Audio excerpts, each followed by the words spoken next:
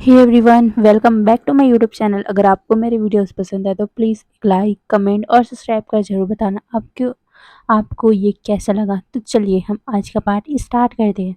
मेरा गला थोड़ा सा ना बैठा हुआ है तो मेरा आवाज़ थोड़ा सा अजीब है, तो प्लीज़ इग्नोर करना, ओके। तो चलो हम आगे का स्टार्ट करते हैं। विंग अपने पेपर डॉल को वांगजी के रूम में भेजा हुआ था, पर जैसे ही उसने वांगजी का हालत देखा वो डर से कांपने लग गया था, क्योंकि वांगजी की हालत बहुत बुरी हुई थी। वांगजी के बाल बिखरे हुए थे। जो इतना हैंडसम अल्फा है, जो जिसके जिसका ओमेगा बनने के लिए सारे लोग तड़पते रहते, जिसकी खूबसूरती को देखकर सारे लोग पागल होते रहते, वो अल्फा आज इस हालत में है। ये देखकर हमारे विंग को बहुत ज़्यादा डर लगने लग गया, और साथ ही उसका दिल में इतना ज़्यादा शार्प पेन हुआ कि वो तो काँपने भी लगा था। वहीं वैनी जब उसकी चीख सुना था तो उसको सँभालने के लिए वो सीधा उसके पास आ गया था और वो विंग को देख रहा था। वहीं विंग विंग बुरी तरह काँपते हुए बार-बार अपने आप में कह रहा था, वो क्या क्या हुआ था उसे? ये बोलते हुए वो बार-बार काँप रहा था, उसके हाथ शेक कर रहे थे, क्योंकि वांगजी की आँखें जो गोल्डन रहती है, जो इतनी ब्यूटीफुल आँखें रहती है, उसकी आँखों के पूरे चारों तरफ डार्क सर्कल पड़ चुके हैं, और साथ ही उसकी गोल्डन आँखें अभी हल्की सी रेड पड़ चुकी है। शायद तक वो रो रहा होगा, या फिर उसके आँख पूरी तरह रेड हो चुकी है। विंग यही समझ पा रहा है।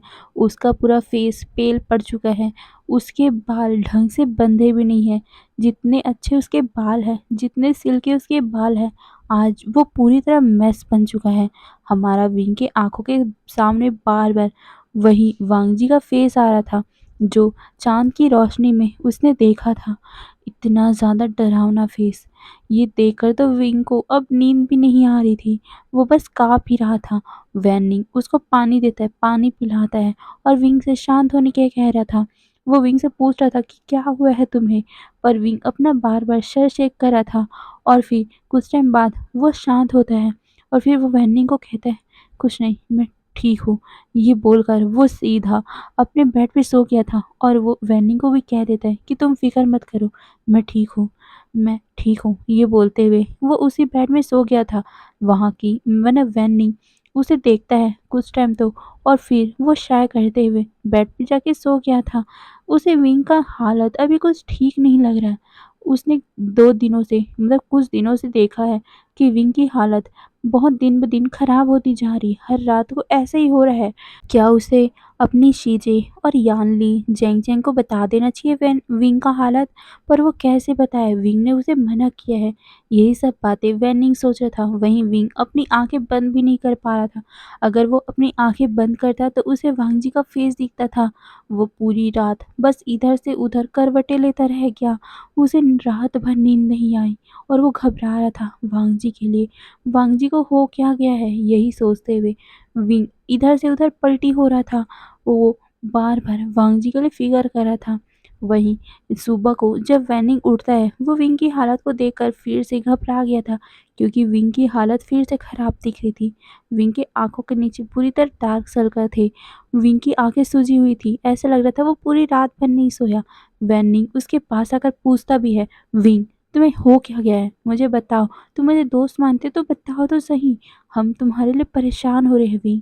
अगर तुम मुझे नहीं बताओगे तो मैं इस बारे में यानली चीज़ें जैंग जैंग और हमारे पूरे दोस्त को बता दूँगा। ये सुनकर विंग उसकी तरफ देखता है और अपने फेस में एक सॉफ्ट सी स्माइल लाकर बोलता है, नहीं वैनी, मैं ठीक हूँ। मैंने बोला ना, वो सिर्फ़ बुरा सपना था वो। मैं ठीक हूँ। ये बोलकर वो इधर-उधर करने की बात को इधर-उधर करने की कोशिश कर रहा था। पर वैनी इस बार उसकी बात नहीं सुनता। उसके कंधे को झटकाते हुए बोलता है, विंग, मैंने तुम्हें बोला ना, तुम मेरे दोस्त हो। मुझे तुम्हारी हालत देखकर अच्छे से समझ आ रहा है कि तुम्हें कुछ प्रॉब्लम है। बताओ मुझे, मैं तुम्हारा दोस्त हूँ, उस प्रॉब्लम को सॉल्व कर सकता हूँ विंग। ये सुनकर विंग उसे देखता है और फिर उसे सच में गले से लगा लेता है, और वो रोने लग गया था। उसकी आँखों से आँसू आने लग गए थे। विंग विंग को उसी बेड पे बैठाता है, उसका हाथ पकड़ता है और कहता है, विंग शांत हो जाओ। और मुझे बताओ आखिर क्या हुआ है। विंग बताना नहीं चाहता था, इसीलिए वो इधर-उधर सर कर रहा था, पर वैनिंग उसका फेस पकड़ लेता है और वो अपनी आँखों से विंग की आँखों में देखते हुए कहता है, विंग मैं तुम्हारा दोस्त हूँ, इसीलिए दोस्त के हक से जानना चाहता हूँ। तुम्हें पता है ना, दोस्त इसीलिए होते हैं कि हम इंसान अगर हमें दुख हो, खुशी हो, तो हम सब कुछ अपने दोस्त के साथ बाँट सकें। तो तुम मुझे बताओ, तुम्हें क्या दुख हो रहा है? ये सुनकर विंग वेन्निंग को देखता है और फिर एक गहरी सी सांस लेकर वो बताना स्टार्ट करता है, पर एक कहानी के रूप में। विंग वेन्निंग के हाथ को पकड़ते हुए कहता है, मैं ऐसा नहीं है कि ये सब मेरे साथ ही हुआ है, पर मैं बस सपना देखता हूँ, मुझे सपने आते हैं। ये बोलकर वो थोड़ा नर्वस फ़ील कर रहा था। वो वेन्नी को बताना नहीं चाहता कि ये सब उसके साथ ही हुआ है, इसीलिए वो ये सब सपने के बहाने बोल रहा है। वो उन सब चीज़ों को बता देता है कि जो भी उसकी पास्ट लाइफ़ में हुआ था। ये सुनकर वेन्नी विंग को देखता है और कहता है, बस इसी सपने के कारण तुम इतना परेशान हो रहे थे। ये सुनकर विंग वेन्नी को देखता है और कहता है, नहीं वेन्नी, ये बस इतनी बात नहीं है। ये सुनकर वेन्नी उसके शोल्डर पे हाथ रखता है और कहता है, हाँ, ये जिस ओमेगा के साथ वो सब हुआ है, मुझे पता है उस ओमेगा को कितना ज़्यादा दर्द हुआ होगा। पर अगर तुम बता रहे हो कि तुम मतलब उन लोगों ने फिर से रीबर्थ लिया है और फिर से वो एक साथ आए हैं, तो तुम्हें पता है इसका एक ही मतलब हो सकता है, गॉड चाहता है उन दोनों को एक चांस देना। अगर गॉड चाहता है कि उन दोनों को एक चांस मिले, फिर से एक चांस मिले, वो दोनों एक साथ रहे फिर से, तो हम क्या कर सकते हैं? गॉड ही ने उन दोनों को मिलाया है। अगर गॉड ही नहीं चाहते, अगर भगवान ही उन दोनों को मिलाना नहीं चाहते, तो फिर से उन दोनों का रीबर्थ नहीं होता। वो दोनों फिर से एक ही जगह पे आकर नहीं मिलते। अगर ऐसा हो रहा है, मतलब कि गॉड भी चाहता है कि फिर से वो लोग अपनी लाइफ में आगे बढ़े, फिर से वो लोग खुश रहे, जो भी गलती पुराने समय में हुई हो उसे वो भूल जाए। इसी कारण गॉड ने उन लोगों को रीबर्थ दिया हुआ है। ये सुनकर विंग ने अपना सर नीचे कर लिया था। तभी विंग कहता है, पर उस अल्फा ने बहुत बड़ी गलती की थी। उसने कैसे किसी और के लिए अपने ही बच्चे को सैक्रिफाइस करने की बात की थी। ये सुनकर वैनिंग उसके शोल्डर पे हाथ पैट करते हुए बोलता है, विंग मुझे पता है तुम क्या सोच रहे हो, पर तुम अपने हिसाब से सोच रहे हो, क्या पता उस अल्फा की भी कुछ मजबूरी हो। तुमने कहा कि तुम्हें सिर्फ ओमेगा की यादें आती है, और क्या पता उस अल्फा की एक बहुत बड़ी मजबूरी हो, उसने अपने दिल पे पत्थर रख के ये सब किया हो। क्या पता ये सब हो भी तो सकता है। तुम्हें पता है ना, एक सिक्के का दो पहलू होता है।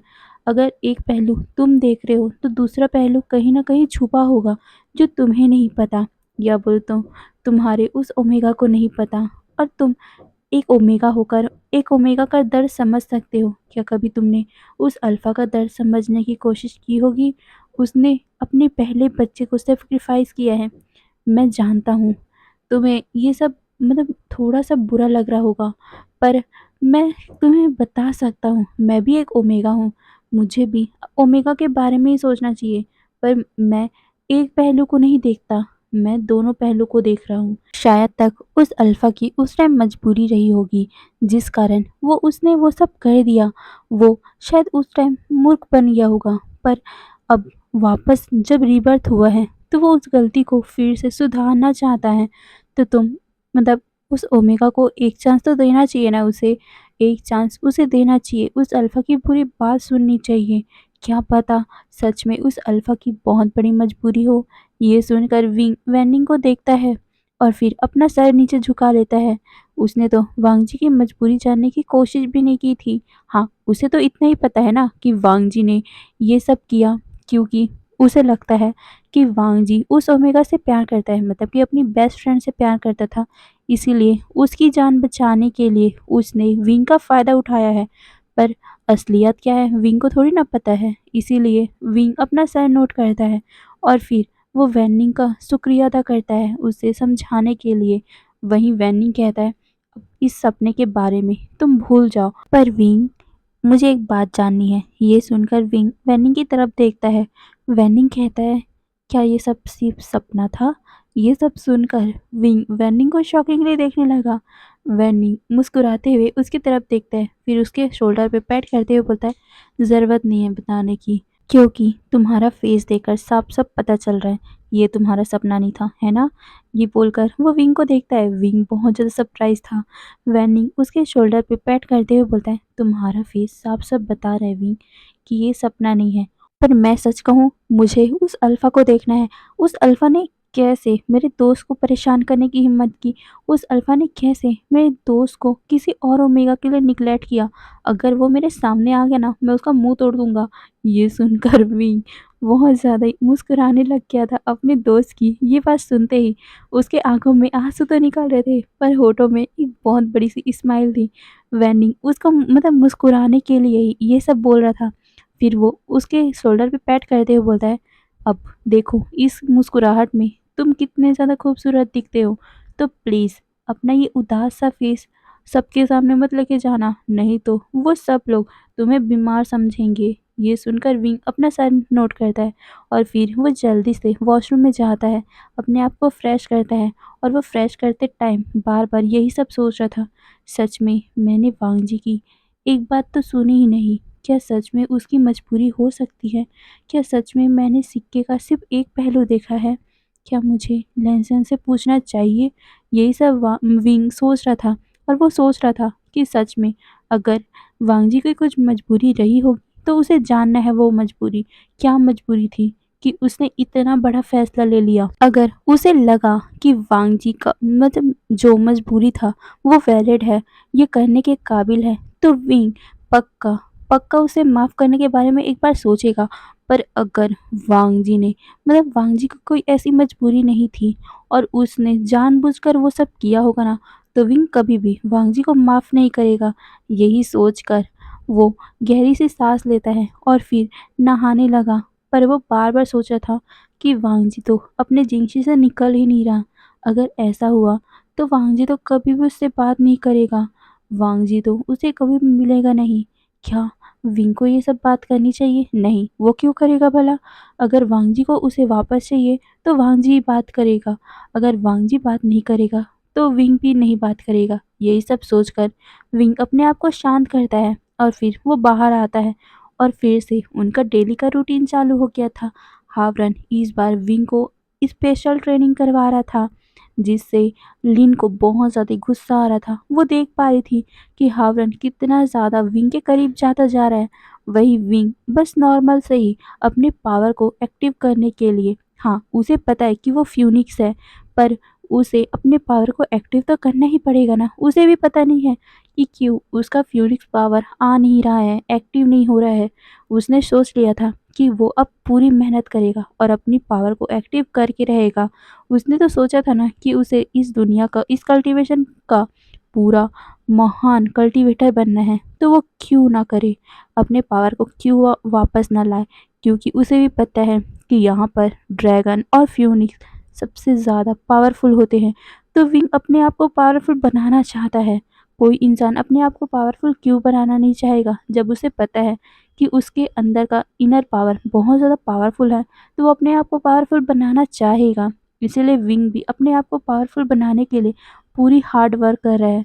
वही हावरन ये सब देखकर बहुत ज़्यादा मुस्कुरा रहा है। वो विंग के डेडिकेशन को देख रहा है। इतना अच्छा डेडिकेशन, ये देखकर तो हावरन और बाकी एल्डर्स भी खुश हो रहे हैं, क्योंकि वो समझ पा रहे हैं कि विंग सच में बहुत ज़्यादा ही हार्ड वर्क कर रहे हैं। अगर विंग हार्ड वर्क कर रहे हैं तो इसका मतलब ये है कि विंग सच में अपने इनर पावर को एक्टिव करने के लिए कुछ भी कर सकता है। और ऐसी डेडिकेशन, ऐसी लगन तो महान इंसान में ही होता है, क्योंकि जो कमज़ोर इंसान हो वो ज़्यादा प्रैक्टिस नहीं कर सकते, ज़्यादा अपने आप को मतलब पावरफुल बनाने के लिए वो ज़्यादा प्रैक्टिस नहीं करते, अपने आप को कमज़ोर ही मानकर वो छोड़ देते हैं। पर विंग नहीं छोड़ रहा है, उसे वो चाहिए चाहिए। इसी कारण सारे खुश हो रहे हैं, क्योंकि हावरन भी इसी तरह का ही था। उसे भी अपने पावर को एक्टिव करना था, तो उसने भी बहुत बड़ी मेहनत की थी और विंग भी उसी तरह का ही मेहनत कर रहा है। तो सारे सोच रहे हैं कि जितना पावरफुल हावरन बना है उतना ही पावरफुल विंग बनेगा। यही सोचते हुए वो सारे मुस्कुराते थे। फिर ऐसे ही एक दिन बीत गया था विंग बहुत ज़्यादा गुस्से में हो रहा था। वांग जी क्यों नहीं आ रहा उसके पास? विंग चाहता था, हाँ, वो अपने दिल से चाहता है कि वांग जी फिर से उसके पास आए, कम से कम उसे मनाने तो आए। विंग इतना प्यार करता है वांग जी से कि वो वांग जी के एक मनाने पर कि सच में अगर वांग जी बोल देना कि उसकी एक मजबूरी थी, उसने मजबूरी के वश ये सब किया था, तो विंग सच में वांग जी को टाइम देने के बारे में सोचेगा। सोचेगा क्या, सच में वो टाइम देगा और वांग जी को एक्सेप्ट भी करेगा। पर वांग जी पागल की तरह क्यों अपने आप को वो कल रूम में बंद कर रखा है? हमारे विंग के दिमाग में यही सब चल रहा था और वो बार-बार उसी गेट की तरफ देखता रहता था। मतलब कि जब भी वो खाना खाने आता, कुछ भी करने वहाँ जाता, तो बस हमारे वांग जी के जो ग्रुप है, उसकी गेट की तरफ ही देखता रहता था। विंग वहाँ जा नहीं सकता, इसीलिए वो फ्रस्ट्रेट भी होता था। वो बस तो चांस ढूँढता रहता था, वहाँ वो जाए और वांग जी को देखने का उसे मौका मिले या फिर वांग जी कम से कम उसके पास तो आ जाए। पर वांग जी आ ही नहीं रहा। इस बात से विंग और भी ज़्यादा फ्रस्ट्रेट हुआ जा रहा था। अब ऐसे ही करते-करते कब पूरे 1 सप्ताह बीत गए पता भी नहीं चला। वहीं विंग ने अपनी प्रैक्टिस बहुत हद तक कंप्लीट कर ली थी। विंग को अपने अंदर कुछ एनर्जी महसूस होती थी, जिससे विंग बहुत ज़्यादा खुश हो रहा था क्योंकि इस एनर्जी से अब विंग जितने भी दूसरे पावरफुल कल्टीवेटर हैं, उन लोगों से भी मुकाबला कर लेता था। पहले वो करता था, पर हल्का-सा वीक फ़ील करता था, पर अब तो उन लोगों से मुकाबला करने पर विंग को ज़्यादा वीकनेस फ़ील नहीं होती। विंग अब बहुत खुशी-खुशी से सबसे बातें करता था। हाँ, उसे थोड़ा-सा बुरा लगता था कि वांग जी उसे क्यों मिलने नहीं आता, बातें नहीं करता या फिर उसे देखने नहीं आता। कम से कम उससे एक बार माफ़ी माँग ले यार। विंग खुशी-खुशी उसे माफ़ कर देगा। अब तो विंग के दिल में सच में आ गया था कि अगर वांग जी एक बार उससे माफ़ी माँगेगा ना, सच में विंग उसे माफ़ कर देगा और अपने गले से लगा लेगा। पर वांग जी क्यों नहीं आ रहा? विंग के दिमाग में यही सब सोचते हुए फ्रस्ट्रेशन हो रही थी। विंग तो भूल ही गया था कि उसने ही वांग जी को कहा था कि अगर वांग जी उसके पास आएगा, अगर उसके सामने आएगा, तो वो अपने आप को मार देगा। पर वांग जी ऐसा नहीं चाहता, इसीलिए वो अभी तक विंग के पास नहीं आया और वो घुट-घुट कर उसी रूम में बंद होकर अपने आप को पनिशमेंट दे रहा है। पर अब अपने भाई का ये हालत देखकर सीजन रह नहीं पाए और वो सीधा उसके रूम में जाते हैं। हाँ, उन्हें पता है कि वांग जी अपने आप को सेक्लूजन में डाला हुआ है, पर वो अपने भाई को अब ऐसे नहीं देख सकते। उन्होंने कितने दिनों से वांग जी को नहीं देखा है और ना ही वांग जी से बात कर पाए हैं। उन्होंने कई बार वांग जी को बटरफ्लाई मैसेज से बात करने की कोशिश की है, पर वांग जी उसका रिप्लाई भी नहीं करता, जिससे अब सीजन को बहुत ज़्यादा डर लगने लग गया और वो सीधा वांग जी के रूम के पास आते हैं। वो बार-बार नॉक कर रहे थे, पर वांग जी खोल नहीं रहा था, जिससे फ्रस्ट्रेशन होकर वो सीधा उस रूम को ही अपने मैजिक से तोड़ देते हैं और सीधा अंदर जाते हैं। अंदर बिना किसी लालटेन के, बिना किसी कैंडल के उस रूम में कुछ भी नहीं था। वांग जी का पूरा रूम अभी डर्ट से भरा हुआ था, वहाँ गंदगी हो रखी थी। वांग जी हमारा शीचेन वांग जी को ढूँढा जा रहा था पूरे रूम में, पर उसे कहीं नहीं मिला। पर जैसे उसकी नज़र बेड के चैम्बर की तरफ पहुँची, वो शॉक, क्योंकि वांग जी बस एक किनारे में सिमट के बैठा हुआ है। ये देखकर शीचेन बहुत ही ज़्यादा डर गए और वो सीधा भागकर वांग जी के पास आते हैं और उन्होंने वांग जी को सीधा गले से लगा लिया था। वांग जी पहले शॉक था, पर जैसे उसे वार्मनेस फ़ील होती है, वो सीधा अपने गगा को गले से लगा लेता है और जैसे ही उसे उसके गगा की वार्मनेस फ़ील होती है, अब वांग जी फूट-फूट के रोने लग गया था, जिससे हमारा शीचेन बहुत ज़्यादा ही घबरा गया था। शीचेन वांग जी से पूछने लगे कि क्या हुआ है? तुम्हें क्या हो गया है वांग जी? पर वांग जी कुछ भी नहीं बोल रहा था, क्योंकि हमारे वांग जी को ज़्यादा बोलने की आदत नहीं है और वो कैसे अपनी फीलिंग को शीचेन को बता दे, कैसे बता दे कि उसने क्या किया था, क्या किया है। हमारे वांग जी को ये सब बोलना है, पर वो कैसे बोले? वही सब उसे समझ नहीं आ रहा था और वो बिना कुछ बोले बस रोता जा रहा था। शीचेन वांग जी को अपने आप से अलग करते हैं और फिर वांग जी को वो शांत करवा कर बेड पे बैठाते हैं। वांग जी की हालत बुरी तरह खराब थी, ये शीचेन देख पा रहे थे। वांग जी के आँखों के आगे डार्क सर्कल, उसकी आँखें पूरी रेड है, बाल मैसी है, उसके कपड़े भी बुरी तरह स्मेल आ रहे हैं। ऐसा लग रहा है कि वांग जी कितने दिनों से नहाया नहीं होगा। उसका फेस पेल दिख रहा है, ऐसा लग रहा है कि उसने कई दिनों से खाना पानी नहीं किया। ये देखकर सीचैन घबराते हुए वांग जी से कह रहे थे, ये क्या हुआ है तुम्हें, कुछ बोलो भी, ऐसे रो मत प्लीज, ऐसे रो मत, तुम्हें पता है ना मुझे मुझे बहुत ज़्यादा घबराहट हो रही है। वांग जी तुम ऐसे बिल्कुल नहीं हो, तुम तो बहुत ज़्यादा स्ट्रांग हो ना, तो तुम्हें क्या हुआ है, क्या हुआ है, बोलो मुझे। ये बोलते हुए वो भी पैनिक करने लग गए थे, पर वांग जी कुछ भी बोल नहीं रहा था। उसके आंखों से लगातार आंसू गिर रहे थे। वांग जी सीधा अपने गगा को गले से लगा लेता और बार बार यही रिपीट करते जाता, मैंने उसके साथ बहुत गलत किया गगा, मैंने उसके साथ बहुत गलत किया, मैं उससे प्यार करता हूँ गगा, मैं उससे प्यार करता हूँ, पर उसने मुझे रिजेक्ट कर दिया। उसने मुझे कहा कि वो मुझसे नफरत करता है, अगर मैं उसके पास से जाऊंगा तो वो मर जाएगा गगा, मैं ऐसा नहीं चाहता गगा। ये बोलते हुए वो रो रहा था। वहीं से चैन कुछ समझ नहीं पा रहे थे। क्या वांग जी किसी ओमिका से प्यार करता है, उसे क्यों नहीं पता था। यही सोचते हुए वो उसके बालों को सहलाते हुए उसे शांत करने की कोशिश कर रहे थे। वो बार बार पूछ रहे थे, वांग जी हुआ क्या, मुझे साफ साफ बताओ। पर वांग जी तो बस यही रट लगा रखा था कि वो मुझसे अब नफरत करते हैं। मैंने बहुत बड़ी गलती कर दी थी, बहुत बड़ी गलती, मैं मूर्ख था, मैं मूर्ख हूँ, मैंने इतनी बड़ी गलती कर दी, मैंने वो सब कर दिया। वो मुझसे नफरत करता है, वो मुझसे नफरत करता है, पर मैं उसे बहुत प्यार करता हूँ, मैं उसके बिना नहीं जी सकता, मैं उसके बिना नहीं जी सकता। यही बोलते हुए वो बार बार सीचैन को और भी ज़्यादा टाइटली गले लगाकर रोए जा रहा था और वो बोल रहा था, मैं उसके बिना नहीं जी सकता, अगर वो मुझे नहीं मिला तो मैं मर जाऊंगा, मैं उसे देखे बिना मर जाऊंगा, मैं ऐसा लग रहा है कि मैं दिन ब दिन तड़प तड़प के मर जाऊंगा गगा, मुझे नहीं जीना है गगा। ये बोलते हुए वो रोए जा रहा था। वहीं सीचैन को अपने दिल में बहुत ज़्यादा शार्प पेन हो रहा था, क्योंकि वांग जी अपने मदर फादर के जाने के बाद से कभी भी नहीं रोया, कभी भी नहीं, उसके फेस में कोई भी इमोशन नहीं दिखते थे। पर आज वांग जी पूरा रो रो कर अपने इमोशन को अपने गगा को दिखा रहा है। ये देखकर हमारा सीजन बहुत ज़्यादा डर गया था। उसे समझ आ रहा था कि वांग जी बहुत बड़ी दर्द में है, क्योंकि पहली बार वांग जी अपने मदर और फादर के मरने के बाद ही रोया था, और अब रो रहा है, मतलब कि कुछ बहुत ही बड़ा हुआ है। सीजन पहले अपने भाई को शांत करवाते हैं और फिर वो शांत होकर पूछने लगे कि क्या हुआ है, आराम से बताओ। वांग जी अभी भी रो रहा था और वो अपने भाई को पूरी बात बता देता है, जिसे सुनकर सीचन बहुत बड़े सरप्राइज में थे। क्या, ये क्या कह रहा है वांग जी, पुनर्जन्म। वांग जी सब कुछ बता देता है कि कैसे उसने अपनी दोस्त की जान बचाने के लिए अपने ही ओमेगा के मतलब धोखा दिया उसको, मतलब उसके ही बेबी को सेक्रीफाइस करने की बात की, और कैसे उसे उस अल्फा ने धोखा दिया। सब कुछ बता देता है, जिससे सिचेन शॉक, वो वांग जी को शॉकिंगली देख रही थी। क्या सच में ऐसा हुआ था। वांग जी वांग जी को देखते हुए सिचेन यही सब सोच रहे थे।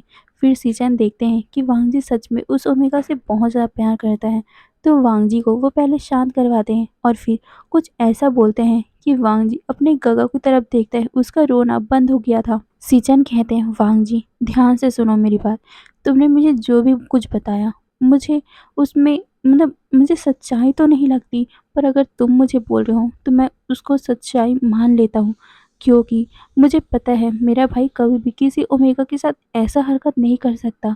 पर अगर तुम मुझे बोल रहे हो तो मैं तुम्हारी बात को मान रहा हूँ। तुमने जो भी मुझे बताया उस हिसाब से मैं भी तुम्हें गलत ही समझूंगा, क्योंकि तुमने सच में अपने ओमेगा को ये सब नहीं बताया, और तुमने खुद ही अपने बच्चे को सेक्रीफाइस करने की बात कर दी, वो भी किसी और के लिए। तो कोई भी ओमेगा यही गलत समझेगा और ऐसा ही रिएक्ट करेगा। पर तुम दोनों के कि पुनर्जन्म के बाद अगर वो ओमेगा फिर से तुम्हारे पास आया है, फिर से अगर गॉड ने तुम्हें चांस दिया है, तो तुम्हें वो सब हरकतें फिर से नहीं करना है। गॉड ने तुम्हें दोबारा चांस दिया है वांग जी, फिर से उस ओमेगा को पाने का, तो तुम यहाँ इस हालत में क्यों हो। अगर तुम्हारे हिसाब से तुमने जो भी कुछ बोला अगर यही सब सही है, तो मैं तुम्हें बता रहा हूँ, गॉड ने तुम्हें फिर से एक चांस दिया है, फिर से अपनी गलतियों को सुधारने का फिर से चांस दिया है। कि तुम उस ओमेगा को अपना बना लो, उस ओमेगा से माफ़ी माँग लो। ये सुनकर वांग जी कहता है, पर गगा उसने तो मुझे साफ-साफ कह दिया कि वो मुझसे नफ़रत करता है, वो मुझसे मिलना नहीं चाहता। अगर मैं उसके पास गया तो वो ये बोलते हुए वो फिर से सिसकने लगा था। पर सीचैन अपने भाई के बालों को सहलाते हैं और कहते हैं, वांग जी उस टाइम वो उस ओमेगा को वो सब याद आया था, तो उसका वो सब रिएक्ट करना लाज़मी है। पर तुम अगर ऐसे ही इडियट जैसी हरकत करके अपने आप को रूम में बंद करोगे तो कुछ भी तुम लोगों में ठीक नहीं होगा। तुम जाओ उस ओमेगा से बात करो और उसे मनाओ, फिर देखना क्या होता है। उसे अपना प्यार जताओ, ये जताओ कि तुम उस जैसा नहीं हो, मतलब कि तुम अपने पुराने जन्म जैसा बिल्कुल नहीं हो। तुम और किसी के पास नहीं जाओगे, किसी और के लिए वो सब नहीं करोगी, तुम उसे बताओ। पर वांगजी कहता है, बट गगा वो मुझे, पर वो आगे कुछ कह पाता कि सीचैन उसके होठों पे अपना हाथ रख देते और कहते हैं, वांगजी मैंने कहा ना तुम्हें, वो उस टाइम बहुत ज़्यादा इमोशनल था, देख लेना, वो तुमसे बहुत ज़्यादा प्यार करता है। मैं पूरे यकीन से कह सकता हूँ, क्योंकि मेरा भाई सच में बहुत ज़्यादा दिल का अच्छा है। मैं मुझे नहीं पता कि आखिर हुआ क्या था, पर मैं यकीन से कह सकता हूँ कि मेरा भाई दिल का बहुत अच्छा है और वो जिससे भी प्यार करेगा, वो सच में अपने दिल से प्यार करेगा। और मैं पक्का यकीन से कह सकता हूँ कि वो ओमेगा भी तुमसे पक्का प्यार ही करता है। वो बस दर्द में था इसलिए उसने वैसा कह दिया, पर अगर तुम उसे मनाओगे, उसे अपना प्यार साबित करोगे, तो तुम पक्का उसे पा सकते हो, उसका प्यार वापस पा सकते हो। गॉड ने तुम्हें चांस दिया है वांग जी, अपनी गलती को सुधारने का, तो तुम सुधारो, उसे अपने पास लाओ, उसे अपना प्यार जताओ, उसे खुशियाँ दो, रुलाओ मत। मुझे पक्का यकीन है तुम्हें दर्द में देखकर वो भी दर्द में ही होगा। तुम्हें पता है, मैं एक बात बताना चाहता हूँ, ये दुनिया का एक नियम है, दस्तूर है। जो इंसान जिस इंसान से जितना प्यार करता है ना, उतना ही ज़्यादा टूटने के बाद उससे बहुत बुरी-बुरी बातें बोलता है। तुम्हें पता है, अगर तुम किसी इंसान से बहुत ज़्यादा प्यार करते हो और उस इंसान के कारण तुम्हारा दिल टूटता है ना, तो वो इंसान अपना पूरा दर्द उसी पर्सन के सामने निकालता है, जिस पर्सन से वो बहुत ज़्यादा प्यार करता है। अगर उस ओमेगा के अंदर तुम्हारे लिए प्यार नहीं होता, तो वो तुम पे दर्द नहीं दिखाता, तुम्हें कुछ बोलता नहीं, तुम्हें ऐसा नहीं बोलता कि वो तुमसे हेट करता है। तुम्हें पता है, दर्द के टाइम में हेट का मतलब ही प्यार होता है। वो तुम्हें जितना बुरा भला बोल रहा है, वो उतना ज़्यादा तुमसे प्यार करता है।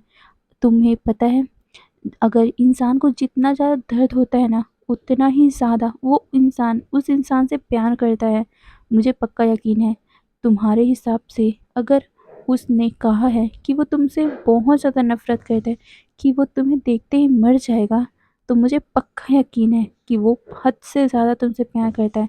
बस उसे वो प्यार साबित करो कि तुम अब बदल चुके हो। वांग जी, मुझे पक्का यकीन है वो तुम्हारे पास फिर से वापस आएगा।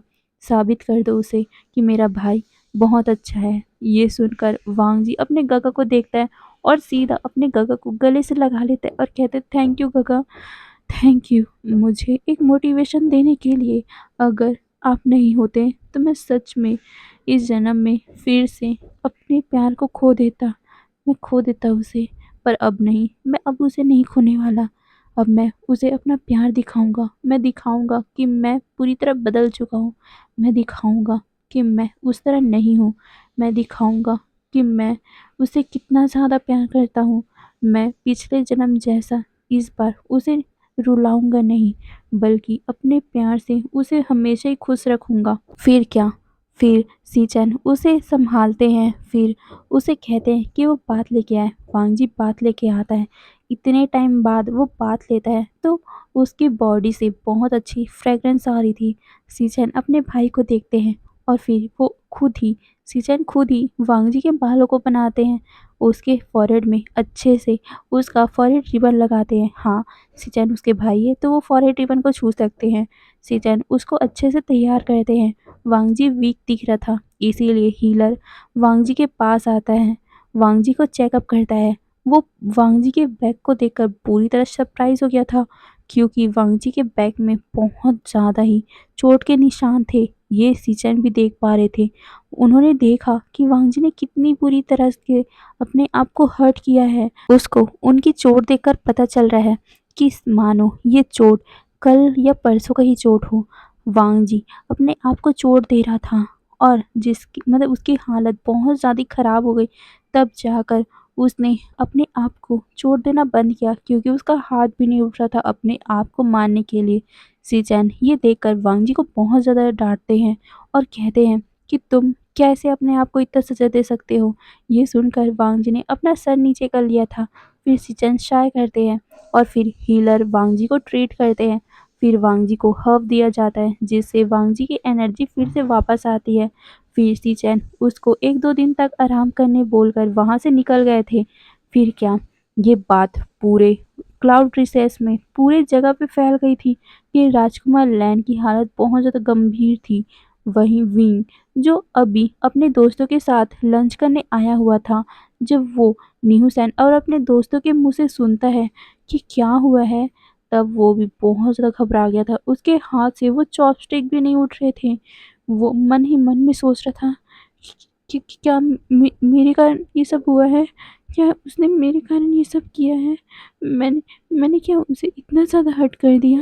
मैंने तो उसे बोला था कि वो मुझसे दूर रहे, पर मैंने ये तो नहीं बोला था कि उसे अपने आप को हर्ट करे। प्लीज़ लैनसन, प्लीज़ अपने आप को हर्ट मत करो, प्लीज़। मैं तुम्हारे बिना नहीं रह सकता। मैं सच में तुमसे बहुत प्यार करता हूँ। प्लीज़ लैनसन, मैं तुमसे दूर रह सकता हूँ, पर तुम्हें कभी भी अपने आप से खोने नहीं दे सकता। तुम्हें कुछ नहीं होना चाहिए, प्लीज़ गॉड उसे बचा लेना। यही सब बोलते हुए हमारे विंग के आंखों से आंसू भी टपक पड़े थे।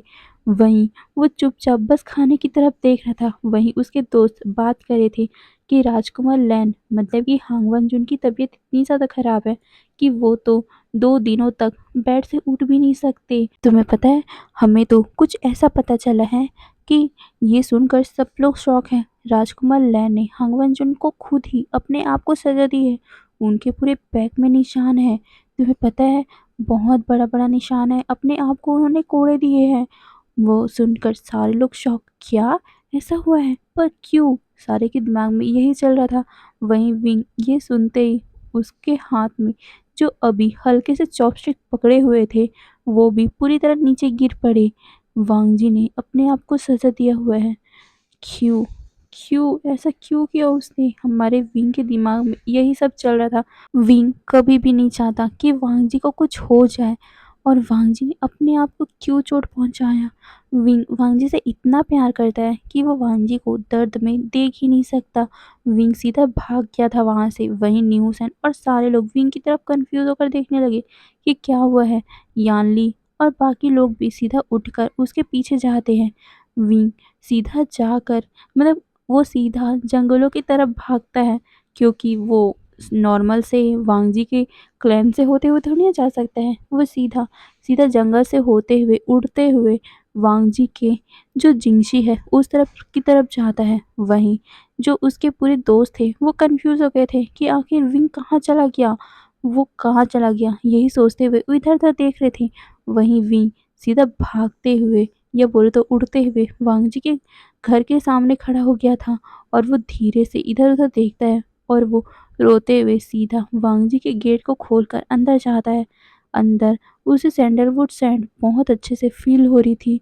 विंग धीरे धीरे करके अंदर जाता है। वो देखता है कि वांग जी अभी बेड पे लेटा हुआ है। उसके बैक पे बुरी तरह निशान पड़े हुए हैं, जिस पे हीलर ने उसके ऊपर दवा लगाई हुई है, और वांग जी दवा के नशे में है, इसीलिए वो सोया हुआ है। और कई दिनों से वो सोया भी तो नहीं था, इसीलिए उसे बहुत अच्छी नींद आई हुई है। वहीं विंग धीरे धीरे करके वांग जी के पास आता है। वो वांग जी को देखते हुए अपने आंसू को रोक नहीं पा रहा था, और वो धीरे से वांग जी के बैग को देखता है, जिसमें अभी भी कितने ज़्यादा निशान हैं, और उन निशानों में से हल्के हल्के खून भी निकल आ रहे हैं। वो दवा के ऊपर भी हल्के से खून लग रहे हैं। विंग अपने हाथ को हल्का सा उस चोट में रखता है, जिससे वांग जी हल्का सा नींद में ही कहरा उठता है, जिसे देखकर विंग जल्दी से अपने हाथ को हटा लेता है और वो वांग जी को देखकर वहीं पर घुटनों पे बैठ गया और वो रोने लगा और वो बार-बार कहने लगा, "क्यों? तुमने ऐसा क्यों किया है? तुम मुझसे आकर माफ़ी माँग सकते थे, तुम मुझे मना सकते थे। मैं इतना ज़्यादा क्रूर तो नहीं हूँ, मैं तुमसे प्यार करता हूँ, मैं तुम्हें कम से कम देर से माफ़ करता, पर करता मैं क्योंकि मैं तुम्हारे बिना नहीं रह सकता लहसन, क्यों तुमने ऐसा किया?" ये बोलते हुए उसके आँखों से आँसू बह रहे थे और उसने दोनों हाथों से अपने फेस को कवर कर रखा और वो रोने लग गया। तभी वहाँ पर एक आवाज़ आती, वो भी हल्की-सी, वी। हे गाइस, तो आज के लिए बस इतना ही। फिर नेक्स्ट पार्ट में देखेंगे आगे क्या होगा। फिर बाय बाय।